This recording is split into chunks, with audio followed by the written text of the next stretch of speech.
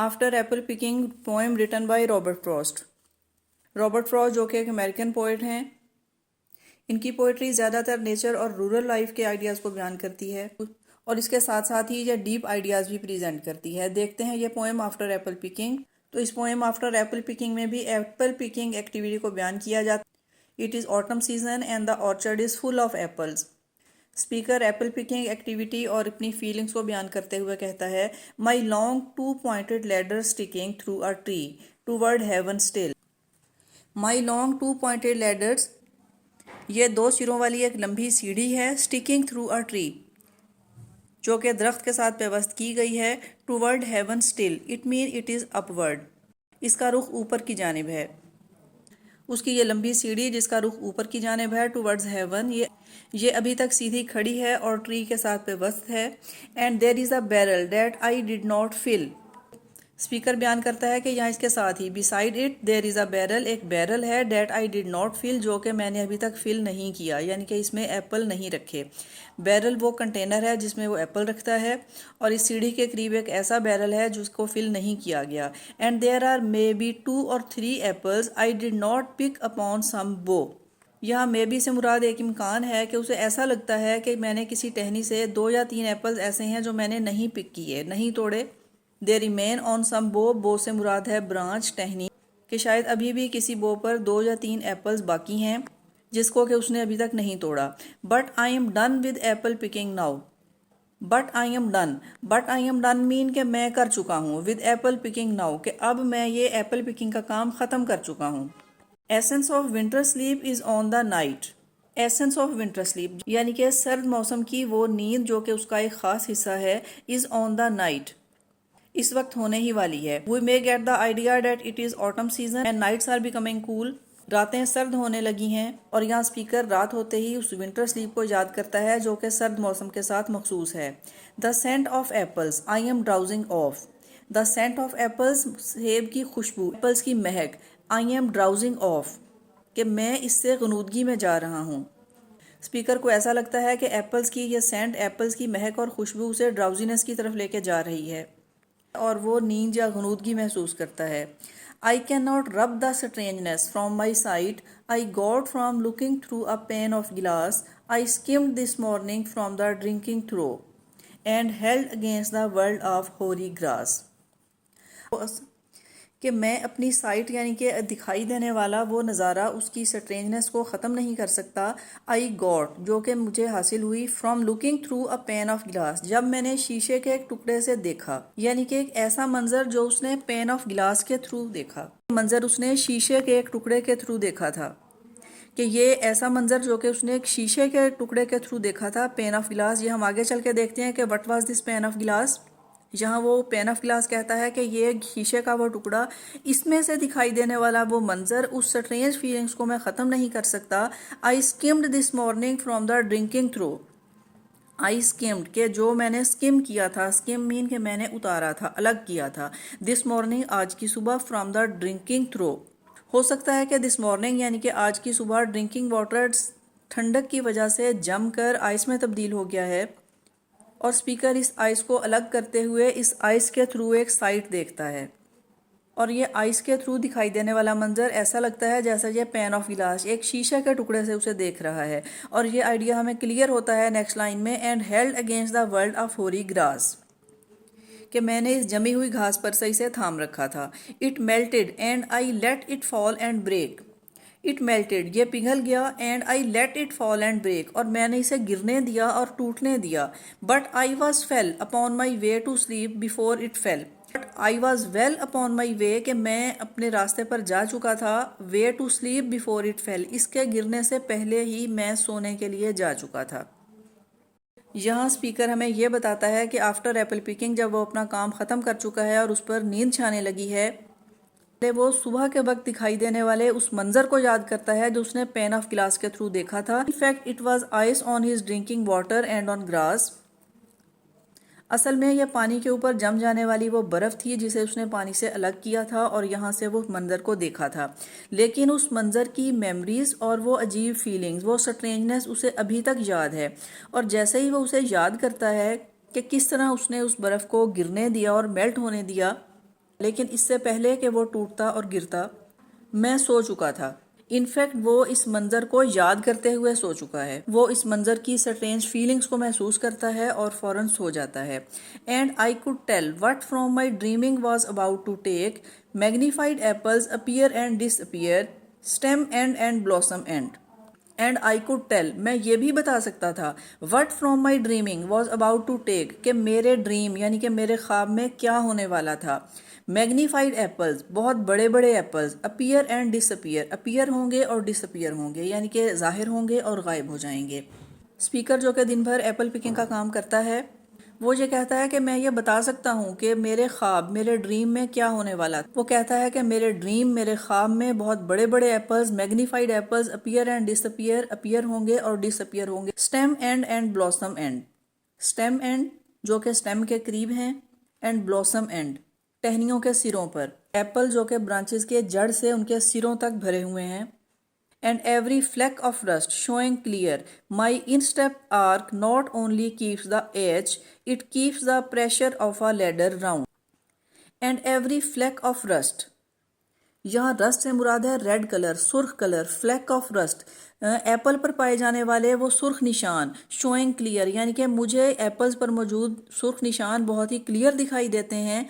माई इंस्टेप arc, इंस्टेप arc से मुराद वो curve है जो कि उसके पाँव में है, in his feet. My instep arch not only keeps the ache, यहाँ स्पीकर ये बयान करता है कि while he was standing on the ladder, ladder पर खड़े हुए उसके पाँव के कर्व में जो तकलीफ है। माई इंस्टेप आर्क, मेरे पाँव का curve, not only keeps the edge, ना सिर्फ वो तकलीफ रखता है यानी कि तकलीफ महसूस करता है, it keeps the pressure of a ladder round, बल्कि ये यहाँ लैडर का वो प्रेशर भी महसूस करता है। ना सिर्फ वो अपने पाँव की कर्व में तकलीफ महसूस करता है बल्कि वो उस सीढ़ी का प्रेशर भी अपने पाँव में महसूस करता है। इट मीन के नींद में सोते हुए भी उसे ऐसा महसूस होता है कि वो सीढ़ी पर खड़ा है और उसके पाँव में सीढ़ी का प्रेशर है और वो पाँव के कर्व में तकलीफ महसूस करता है। I feel the ladder sway as the bows bend, and I keep hearing from the cellar bin the rumbling sound of load on load of apples coming in. And I keep hearing, मैं सुनता हूँ, from the cellar bin mean वो container, the rumbling sound, वो आवाज़ जो पैदा होती है वहाँ एप्पल के गिरने से, the rumbling sound, मैं उस रम्बलिंग साउंड को सुनता हूँ। सेलर बिन यानी कि उस कंटेनर में एप्पल्स के गिरने से जो आवाज़ पैदा होती है, द रम्बलिंग साउंड, मैं इसे सुनता हूँ। Of load on load of apples coming in, of load on load mean के बहुत ज़्यादा तादाद में, ढेरों ढेर, ऑफ एप्पल्स कमिंग इन, इसमें जो ढेरों ढेर एप्पल आते हैं, इन एप्पल्स के गिरने की आवाज़ को मैं सुनता हूँ। For I have had too much of Apple picking, I am over tired. For I have had too much कि मैं बहुत ज़्यादा कर चुका हूँ, ऑफ एप्पल पिकिंग का काम कि मैं बहुत ज़्यादा एप्पल पिकिंग कर चुका हूँ। For I have had, here have is as a helping verb and had as a main verb. I am over tired, और मैं ओवर टायर्ड मीन के बहुत ज़्यादा थक चुका हूँ। Of the great harvest I my self desired, इस बड़ी हार्वेस्ट से आई माई सेल्फ डिज़ायर, जिसकी मैंने खुद ख्वाहिश की थी, यानी कि ये बहुत सी हार्वेस्ट और ये प्लेंटी ऑफ थी। तो यहाँ हमें ये आइडिया मिलता है कि स्पीकर खुद अपनी मर्जी और अपनी विश से ये काम करता है। देर वर 10,000 फ्रूट्स टू टच, 10,000 के थाउजेंड हज़ारों लाखों फ्रूट्स हैं जिन्हें मैं टच करता हूँ। Cherish in hand, lift down and not let fall, cherish in hand जिन्हें मैंने हिफाजत से हाथ में लिया, लिफ्ट डाउन फिर मैं नीचे झुका, एंड नॉट लेट फॉल और मैंने इन्हें गिरने नहीं दिया, कि इतना बहुत सा फ्रूट जिसे मुझे हाथ में लेना था, झुकना था, और एंड नॉट लेट फॉल और मैंने गिरने नहीं दिया। For all that stuck the earth mean fruit को एहतियात से हाथ में लेते हुए झुकते हुए कंटेनर में रखा गया, इसे ज़मीन पर नहीं गिरने दिया गया। For all that struck the earth कि वो तमाम फ्रूट जो कि ज़मीन से टकरा जाता है। No matter if not bruised or spiked with stubble, no matter if not bruised or spiked with stubble, went surely to the cider apple heap as for no worth. For all that stuck the earth कि ज़मीन से टकरा जाने वाला वो तमाम fruit, no matter if not bruised, bruised का मतलब वैसे तो है ज़ख्मी हो जाना, यानी कि अगर उसे कोई नुकसान ना पहुँचे, वो कहीं से क्रैक नहीं होता या उस पर कोई निशान नहीं है। स्पाइक्ड, स्पाइक्ड का मीन कोई निशान, कोई धब्बा, विद स्टबल मट्टी या गंदगी का, अगरचे इस फ्रूट को कोई नुकसान नहीं पहुंचता और इस पर मट्टी या गंदगी का कोई निशान, कोई धब्बा नहीं है। Went surely to the cider apple heap, यकीनन इसे एप्पल साइडर के उस हीप से मुराद है वो ढेर, एप्पल साइडर मीन एप्पल का जूस, यकीनन उसे वहाँ उस ढेर में पहुँचा दिया जाएगा जहाँ इसका जूस लिया जाएगा, एज ऑफ नो वर्थ, ऐसा कि जैसे नो वर्थ मीन इसकी कोई अहमियत या कोई कीमत नहीं है।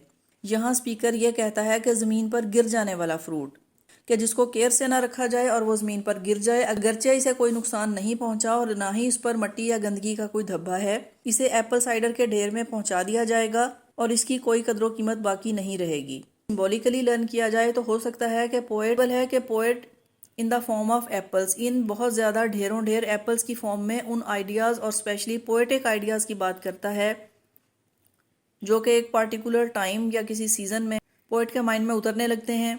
ये इतने ज़्यादा हैं कि पोएट इनसे ड्राउजीनेस फील करता है, और जैसा कि वो एप्पल्स को बहुत केयर से बिन में रखने की बात करता है, हो सकता है वो ये कहना चाहता है कि अगर इन आइडियाज़ को एहतियात से ना रखा जाए तो ये वर्थलेस हो सकते हैं, ज़ाया हो सकते हैं। He feel drowsiness because of these lot of ideas, he wants to collect them very carefully and he does not want that any one of them should go waste. वो नहीं चाहता कि कोई सा भी आइडिया ज़ाया हो जाए, वर्थलेस हो जाए। वो उन आइडियाज़ की केयर चाहता एट द मोमेंट, अगर वो उन्हें यूज़ नहीं कर सकता या प्रेजेंट नहीं कर सकता, ही वॉन्ट्स टू स्टोर देम, वो उन्हें एहतियात से स्टोर करना चाहता है। नेक्स्ट लाइन देखिए, one can see what will trouble this sleep of mind. One can see, कोई देख सकता है, what will trouble this sleep of mind, के मेरी इस नींद को, मेरी इस स्लीप को कौन डिस्टर्ब करेगा, क्या चीज़ है जो मेरी इस नींद में तकलीफ देने वाली है। Whatever sleep it is, और ये स्लीप कोई सी भी स्लीप है, ये कौन सी नींद है। Were he not gone the woodchuck could say whether it is like his long sleep as I describe its coming on or just some human sleep. जैसा कि स्पीकर ने पहले बयान किया कि नींद में भी वो मैग्नीफाइड एप्पल्स को देख सकता है, तो यहाँ भी वो अगेन वही बात करता है कि one can see what will trouble his sleep of mind, के मेरी इस नींद को क्या चीज़ तकलीफ देगी। स्पीकर के ख्यालात और उसके आइडियाज़, ये आइडियाज़ हैं जो उसे नींद में भी तकलीफ देते हैं। Definitely thoughts and ideas may disturb speaker the sound sleep.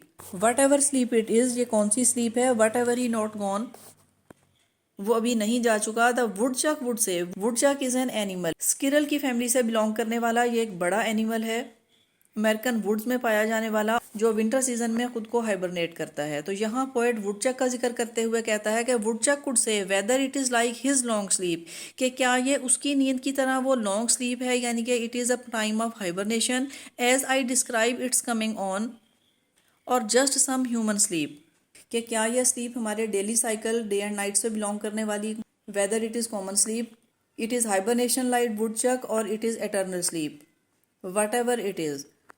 The speaker had stored a lot of ideas with him, कि बहुत से आइडियाज़ वो स्टोर कर चुका है और बहुत से ऐसे भी हैं जो कि वो अपने साथ ले जा रहा है।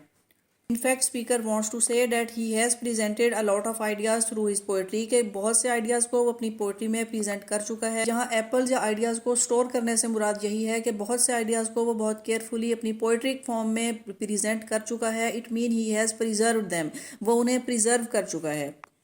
Still lot of them are remaining here, बहुत से आइडियाज़ ऐसे भी हैं जो अभी भी बाकी हैं। And he knows that they may disturb him during his sleep, अगरचे वो किसी भी स्लीप या हाइबरनेशन में चला जाए। Sleep it may be common human sleep, eternal sleep और हाइबरनेशन। वो कहना चाहता है कि there are a lot of ideas he could not present, he could not preserve, कि अभी के बहुत से आइडियाज़ को वो प्रेजेंट नहीं कर पाया, महफूज नहीं कर पाया। This was the poem after apple picking. I hope you can understand the idea. See you in the next video.